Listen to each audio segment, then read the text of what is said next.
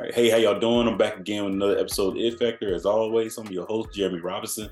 And today we have my brother, someone special. Go ahead and introduce yourself, man. Hello, my name is Jachin Myers. I'm an actor, stuntman, and a musician in the Atlanta area. Graduated from Fort Valley State with a Bachelor of Science in Mathematics, so it's a bit of my background. Yes, sir. So with that, man, how are you doing mentally, physically, emotionally? How are you doing? Oh man, these are You great gotta start questions off off the with back. Yeah, it. man, you don't get these questions, man. People actually ask how you're feeling, man. Um, Mentally, I would say that I'm in a grinding state, man.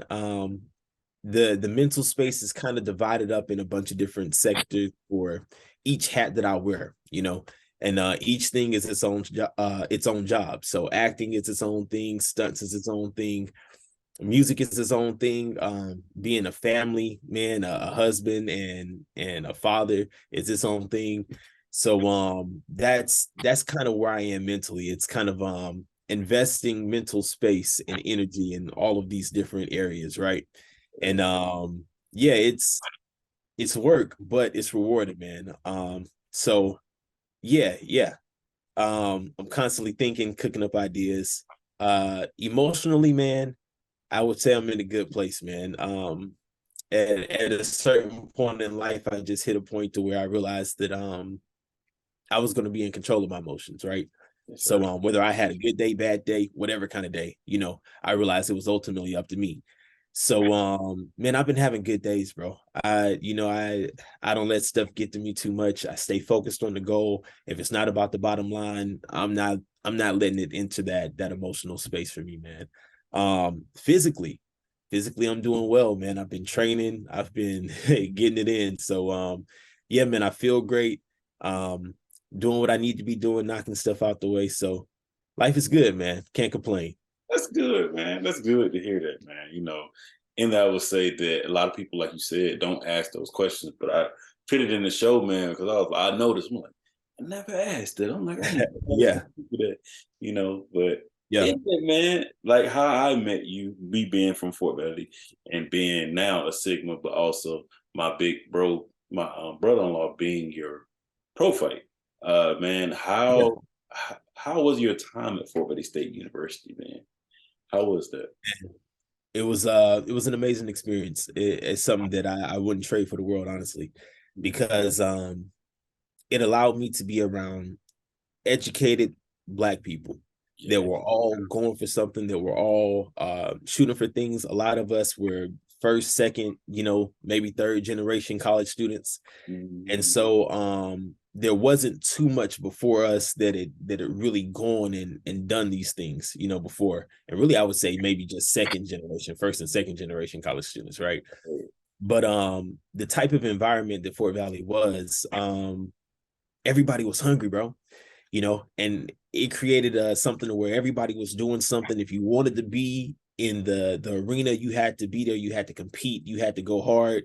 People was gonna clown you at Fake the Funk, or anytime you got on stage, or you went to perform your craft, if you weren't up to par. But if you were good, people were gonna support you, they were gonna rock with you. You know what I'm saying? So yeah, that whole environment was amazing, to tap into the alumni pool and to see the people that had gone there before, Right. and to see how many of the alumni just own property and buildings and real estate, in Georgia, not just the Fort Valley area. Put things into perspective. So to have that type of rich legacy that was already there, right? And then in conjunction with the people that are coming in, that are hungry, that want to do things, and have ideas, with how we want to go and attack the world once we leave here.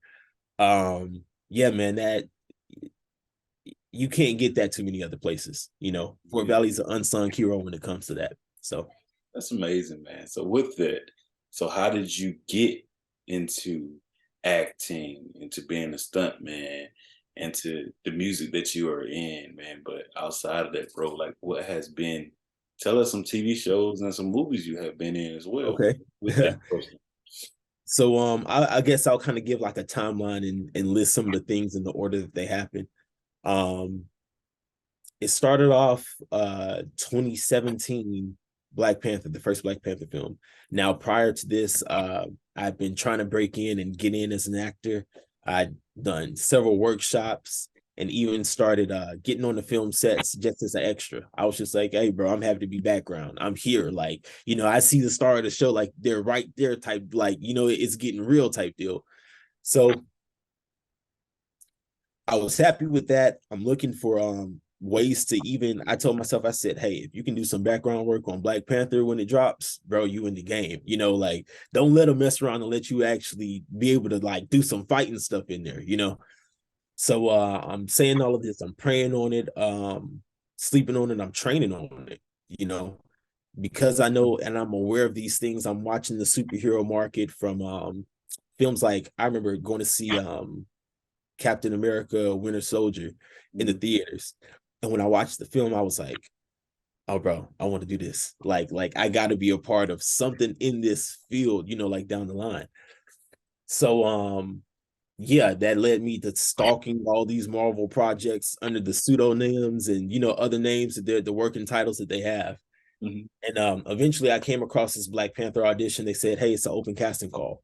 So come by, drop by, give us a resume, let us know what skills you have. We're looking for martial artists. If you have any martial arts experience, anything, just let us know, put it on there. So I told them that I had, a couple years of like Chinese Goju Ryu. And basically just let them know that I had some martial arts experience. And from there, they called us back out. We had to come audition. It was hundreds of people, at the audition. And yeah, just one by one, they taught us the choreography, 8 beats, performed it on the spot in front of all the coordinators. And they made their selection as far as who they were going to choose to be in it. So out of the audition block that I was in, I think only, maybe me and another guy made it. So it was pretty taxing. So once we got on the team for Black Panther, we did a 3-week boot camp. And this is something that to this day, I haven't seen any other film do. But we trained day in to sun up, sundown kind of deal. Going through the basic beats, falls, reactions, vignettes, some everything. And we finally get out there and we start filming. And at that moment, I really started understanding, okay, wow, I'm a stuntman. So that led to just, it opened the door for the scene in the first Black Panther where M'Baku picks me up and tosses me and stuff like that. Ryan Coogler on the day was just looking around the set and he looks at me, he stops, he goes, hey, you. Yeah, I want you to do this gag. Yeah, we're gonna have M'Baku come and pick you up. I had no idea what this was ultimately going to be type deal, but I was handpicked for even that. So then that experience led me to get an audition for Avengers Infinity War. Mm-hmm. So I had to audition for that film while I was still filming the first Black Panther, right? Wow. And so we sent those tapes off, got approved to be in that film. And they carried over. They were shooting Avengers Infinity War and Endgame at the same time. So my first year in the business, in the industry, these are the first like 3 projects, back to back. So I'm like, oh, yo, it's real, right?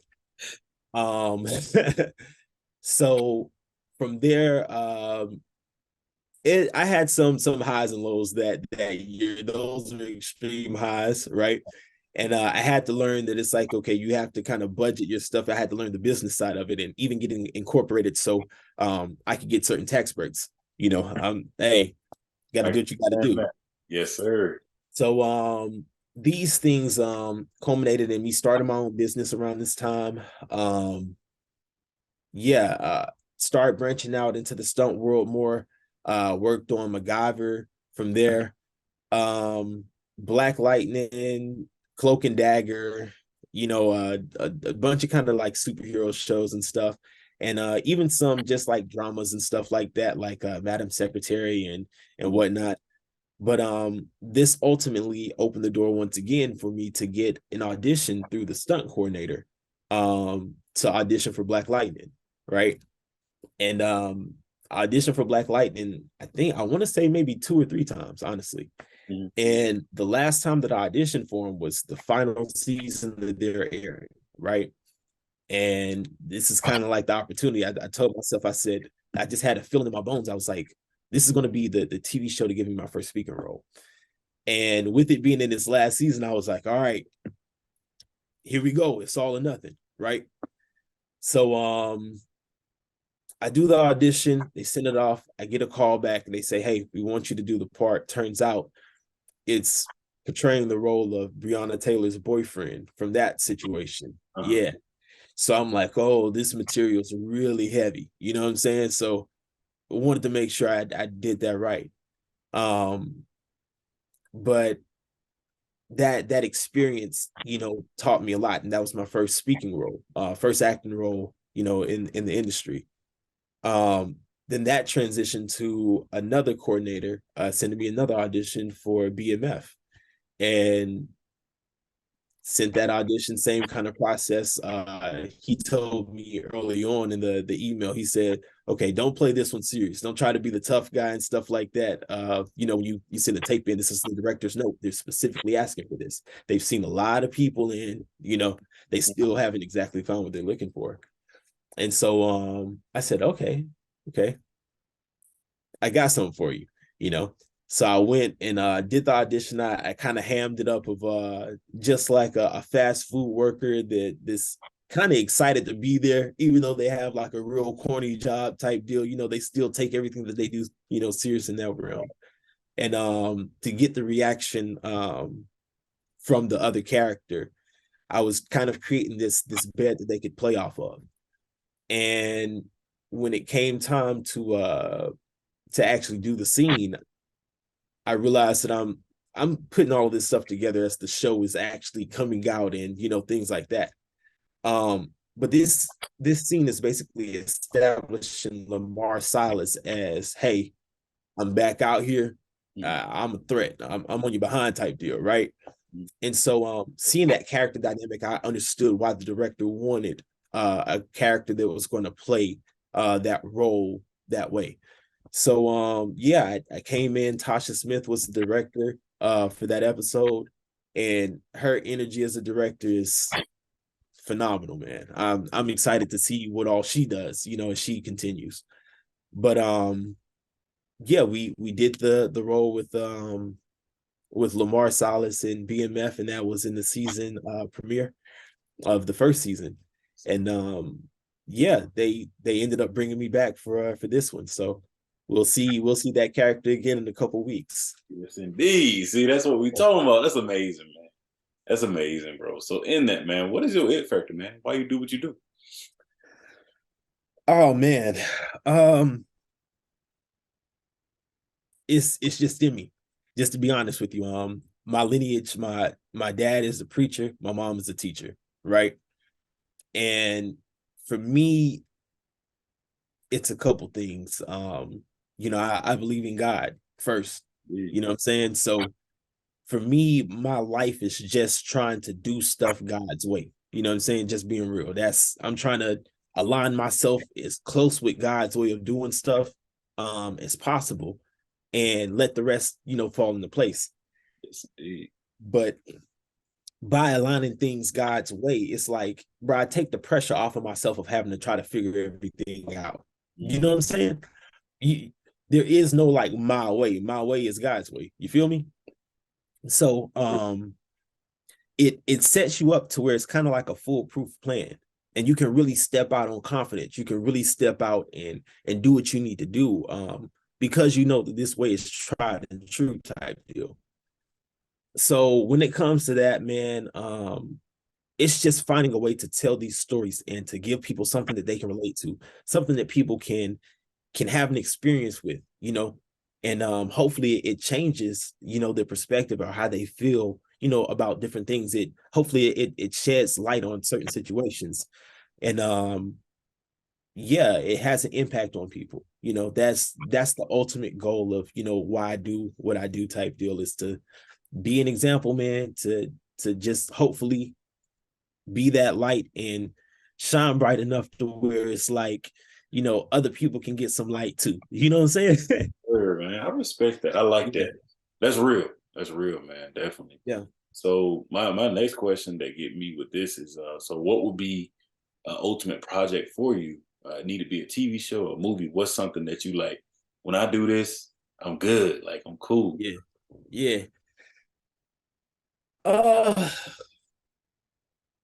I would say that honestly, man, it kind of folds back into that last question of my dream role is honestly something that that just resides in the culture, bro.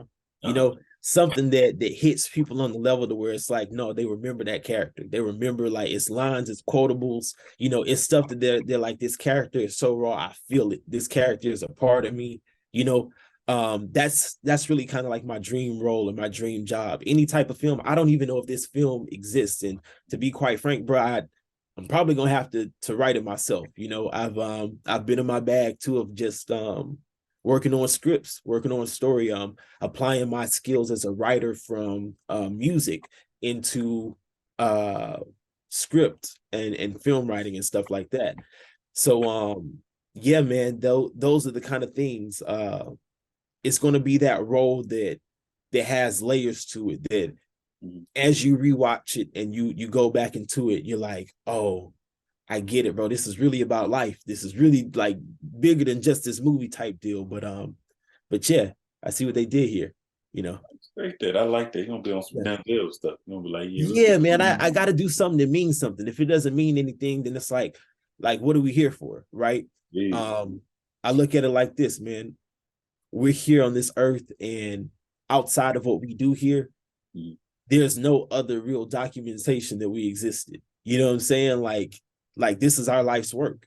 This Right. is what's going to outlive us at the end of the day. You know, people can still play these videos. You know, my kids and their kids can still go back and they can watch these films and they can say, oh, you know, my father, my grandfather was a part of this, you know, or my grandfather actually did this. He released this music. He released this, you know, this art, and Mhm. this art had an impact on the world. So It's yeah, agreed, man. That's why I started the podcast because my kids gonna be able to see the kids gonna be able to see. Like, dang, this is right, what granddad did, and it means something. It's something right. that gonna leave a stain in when you gone.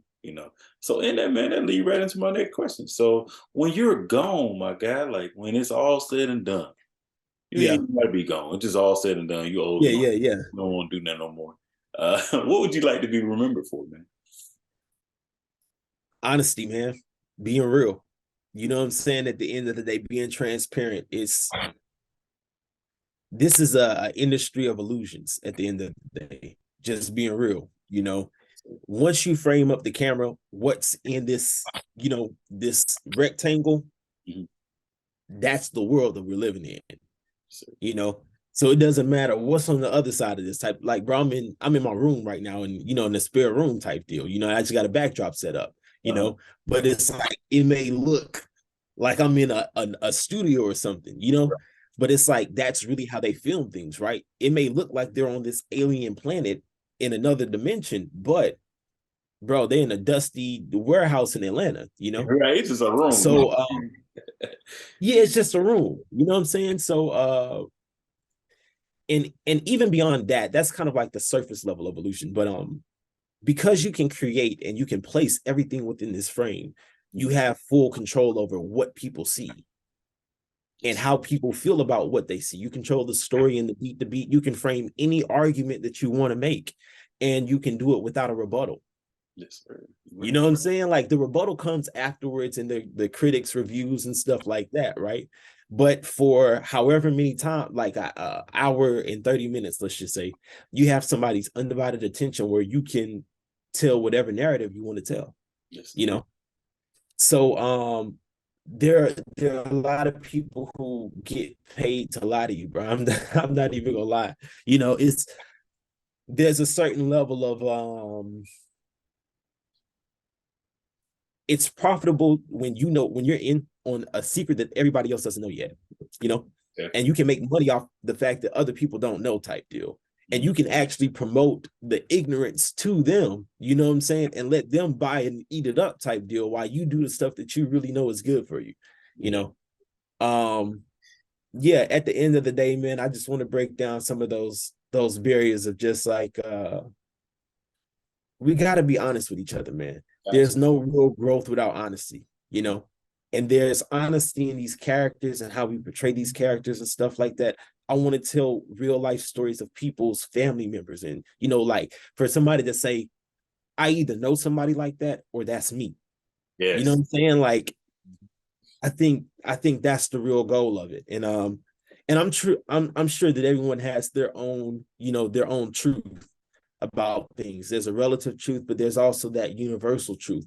That truth that's true regardless of who says it, when they say it, how they say it. You know what I'm saying? It's true Monday through Sunday, you know, 24/7. It don't matter how you test it, it's true. It is what it is, you know. And that's the kind of truth, that's the type of realism that I'm seeking to translate in every art form that I do, you know. And that's amazing, man, because I feel like that's impactful. And I feel like that's what, like I said, leaving that stain in the earth gonna be, because they're gonna remember. A lot of people are not honest. A lot of people that we look up to or famous are like, you meet them and you like, dang, I can't believe they that way. Really Yeah. not. You know, they really not it. And it's like we hold people. I stopped holding people to a higher standard because I was like, they not God. Two, they gonna do what they want to do. But at the end of the day, I'm gonna be truthful. That's what changing the narrative is. You know, that's why I Yeah. live. You know, you have to be truthful, because I feel like as a black man, I feel like a lot of times we see things or do things, and like you said, hey, they ain't doing that, man. They showing you that, oh, this the way, this how. They not doing that, you know. So you Come have to on. be truthful. Definitely, Yeah. definitely, man. Yeah, I just realized that a lot of people are playing roles, a lot of people are playing characters in real life, Hmm. you know, not just on the camera and stuff like that for the art form, but in real life, day to day, people are putting on masks, people are, you know, putting on personas, and they're not even being truthful with themselves, Right. you know. And yeah, that's the first thing. It's like you got to be honest with yourself. If you can't truly love who you are, you know, flaws and all, you know, everybody has stuff they have to work on. You know what I'm saying? We're all working and we're all growing in certain areas, you know. So you don't have to be perfect. You know what I'm saying? And at the same time, that's not an excuse to not strive for perfection either. You know what Right. I'm saying? You know, um, and it's having that balance in life to understand that, you know. Yes, sir, man. Right about that. So before we do close, man, what are some up and coming things we could be looking forward to that you can speak on, that you're doing, that Okay. you putting out? Yeah, BMF is coming out in a couple weeks, man. So that's gonna be a big one. Okay. Um and then, you know, in between, man, it's some stunt projects and stuff like that. Mhm. I just finished doubling Luke James for them season 2. That probably won't come out until next year or later on this year at the tail end. Um yeah, some work on the Wonder Years and stuff. But Mhm. outside of you know, the stunt stuff and in the speaking role that I'm doing, I just released a EP not too long ago, in October. And yeah, I'm getting the music out and stuff like that and pushing that forward. I got some stuff cooking in that realm. I can't say too much as far as what I'm planning to do on it, but yeah, man, I'm planning on impacting that industry as well in a big way. So yeah, I'm working on a platform to where artists can come together and they can take their music, take their art just in general back into their own hands and really be their own boss. So yeah, I like that, man. And thank you for being a brother. Thank you for being a father, man. Thank you for being the black man that you are. Thank you for that. appreciate it. Definitely, man. Thank you for being a husband, bro. You know, I was telling one of the guys I interviewed last night, I was telling him, I was like, you know, thank you for taking care of my sister or whatever, right? And we was talking, and Right. he had proposed. And I was like, yeah, you ain't gonna get that many packs on the back. But I'm gonna tell you, I'm glad you're a fiance. And we were joking about it, but I was like, I'm glad you are, because a lot of people that we're excited about it, but you're not really excited about it. I was like, don't let that your life become a routine. Yeah. So be Yeah. happy with what you do. You know. When I really look at it, bro, I feel like this, man. Creating a family and Mhm. leading the family, especially as a man, is probably some of the most important work that we ever gonna do in life, period. It's Yeah. probably our magnum opus, if anything else. You know what I'm saying? I'm proud of everything that I do, all of my accomplishments and stuff like that, as far as what I've been able to do in the film world, you know, the television world, and even in music and stuff like that. But I know no matter what I do in those fields, my greatest accomplishment is going to be what I'm able to produce with my kids, bro. Because when you break down, let's just start with the world. You know, people are like, oh, the world is a messed up place. You know, why is the world so effed up and all this other kind of stuff, right? Well, what is a world comprised of? You got continents, you got countries, you got states, you got cities, you got neighborhoods, and then you got communities, and what? Finally, families.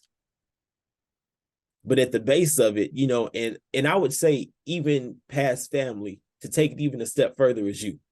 You know what I'm saying? To take it all the way from macro to micro, you know. But the basis of a nation, of a country, of a city, of a state, of any of this stuff, it starts with family. Indeed. It starts with us at the root, you know, some Michael Jackson man in the mirror types. Sure. But we take that, and especially as men, it's our job to lead and to get everybody else in that same line of communication, in that same level of understanding, right? And then once you have your family together, right? We all have people that we run with that we're cool with, you know. This now becomes our community. This is our family expands, right? Even before it gets to our friends, right? Our family is big. We got cousins who are doing the same thing. We got, you know, sisters, brothers, aunties, uncles that are all doing the same thing, right? And so now our family itself is a big unit. You know what I'm saying? It's outside of just the immediate family, you know what I'm saying, the nuclear family. Now we've gone into the extended family. And the extended family lit too. You know what I'm saying? And so now you get a community of extended families together. Now you start getting a little population together. Now you start getting some stuff to where it's like, okay, you know, we could do some stuff now, you know. And then the more of those come together, you have a city, you have a town, you got a state, you got a nation, you got a country, you know. And so that's kind of you know, the goal with everything, that it's just like the foundation of all of this stuff, man. That's long-winded to say. The foundation of all of this is family, bro. You know, and if we're not in order, if we don't have that family unit in place where these kids can grow up in a two-parent household, you know what I'm saying, and understand what it's like to have a father and a mother, you know, both of them in the same house, both of them holding you accountable, both of them, you know what I'm saying, like showing you how a relationship is supposed to go. You know what I'm saying? It's like, that's the foundation right now. It's like, it's so many statistics that just shed light on the situation of what happens in single parent households versus, you know, two parent households. It's like, at the end of the day, bro, it starts with us. Our kids are our contribution to society. We're literally giving human beings back to society. Like, all right, like these are the next people that we're going to entrust the world to. You know what I'm saying? So I feel like it's our job to really make sure that they're well equipped and they're prepared for when their time comes to take over, you know. Sir, man, that's right. That's right there. That's all right there. I ain't said this in a long time, but that's righteous. And that's the truth, like we said. So with that, man, do you have any question for me? Oh man, I would say, what are some of your plans and your goals, you know, in the future?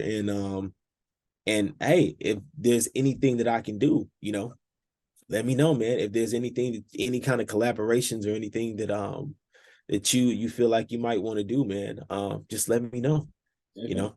You know, man, I'm anytime something come up from now, I'm dang sure gonna call you, man, or like reach out to you because we got each other number and things outside of that, you're part of the If Factor network now. So I'm just like Yeah. scroll down, like, hey, how you doing? Look, we need to do this, this, and this.